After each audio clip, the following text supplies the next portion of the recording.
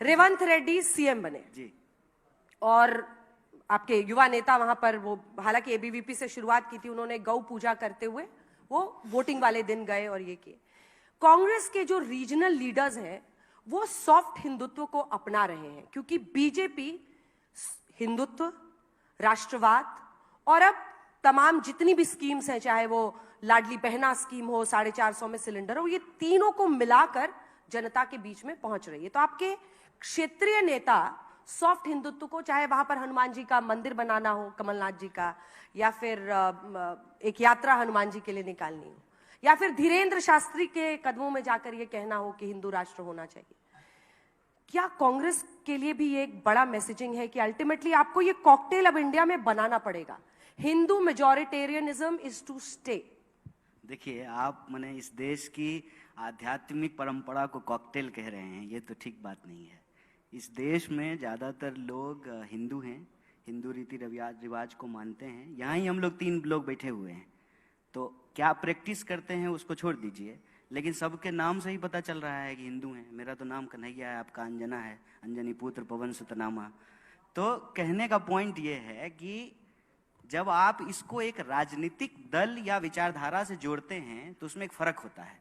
जैसे हर पुरुष पुरुषवादी नहीं होता है, वैसे ही हर हिंदू जो उस आध्यात्म में भरोसा करता है, जीने के तरीके में भरोसा करता है, पाप पुण्य सही गलत स्वर्ग नरक को मानता है, वो भी जो है ना हिंदूवादी नहीं होता है।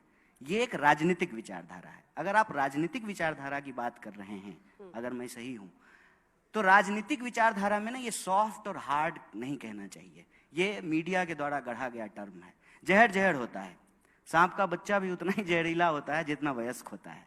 और हम लोग कोई क्रीम थोड़ी बेच रहे हैं मैडम, कि मुंह में लगाने का अलग क्रीम, तलवा में लगाने का अलग क्रीम, ये थोड़ी होता है। एक राजनीतिक विचारधारा है वो, और वो राजनीतिक विचारधारा जिसको आपने कहा कि हिंदुत्ववादी, उसको बीजेपी रिप्रेजेंट करती है। लेकिन कांग्रेस पार्टी हिंदुइज्म, जो इस देश का सांस्कृतिक इतिहास है, जो आध्यात्मिक परंपरा है, उसको हमेशा से मानती है।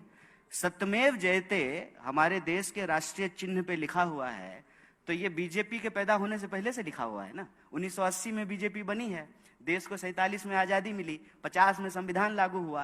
तो जो भी आपको परंपरा दिखती है वो परंपरा तो चली आ रही है, और ये कांग्रेस पार्टी के बनने से भी पहले से चली आ रही है, ये गांधी जी के पहले से भी चली आ रही है। तो देश के 5000 साल के इतिहास को इस तरीके से हमको ना तू मैं की बहस में जो है रिड्यूस नहीं करना चाहिए। और कांग्रेस पार्टी ने कभी भी इस देश में किसी भी धर्म को कमतर करके नहीं आंका है। सर्वधर्म समभाव जो गांधीवादी चिंतन है उसको रिप्रेजेंट किया है। रघुपति राघव राजा राम, पतित पावन सीताराम, ईश्वर अल्लाह तेरो नाम, सबको सन्मति दे भगवान। हम सुखी, संसार सुखी तो हम सुखी। ये भारतीय चिंतन परंपरा है। मेरे ख्याल से उसको कॉकटेल आपको नहीं कहना चाहिए, ये शब्द नहीं कहना चाहिए आपको। और राजनीतिक जीत के लिए हम कहते हैं कि रणनीति जब हम बना रहे हो तो एक बात का खास ध्यान रखना चाहिए कि कीचड़ से कीचड़ को नहीं साफ किया जाता है। भाजपा को हराने के लिए हमको भाजपा जैसा हो जाने का जरूरत नहीं है। रही बात जनता की, तो जनता के जीवन में धर्म उसका एक पक्ष होता है। किसी भी धर्म का कोई व्यक्ति हो, भूख सबको लगती है, डर सबको लगता है, घर की जरूरत सबको होती है, नौकरी सबको चाहिए होता है। ये जो एक नया सगुफा आज के दिन में छोड़ा गया है ना, कि अपना सीना मत देखो, पेट और पीठ जो है ना दोनों सटक करके एक हो गए हैं, प्रधानमंत्री का सीना नाप रहे हैं। आसपास जो घटनाएं घट रही हैं उसको नहीं देखेंगे।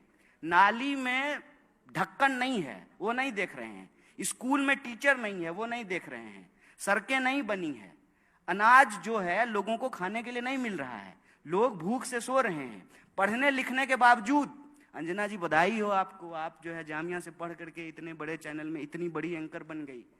आज जो आपके जूनियर हैं जो पढ़ रहे हैं, दर दर भटक रहे हैं बेचारे, उनको नौकरियां नहीं मिल रही है।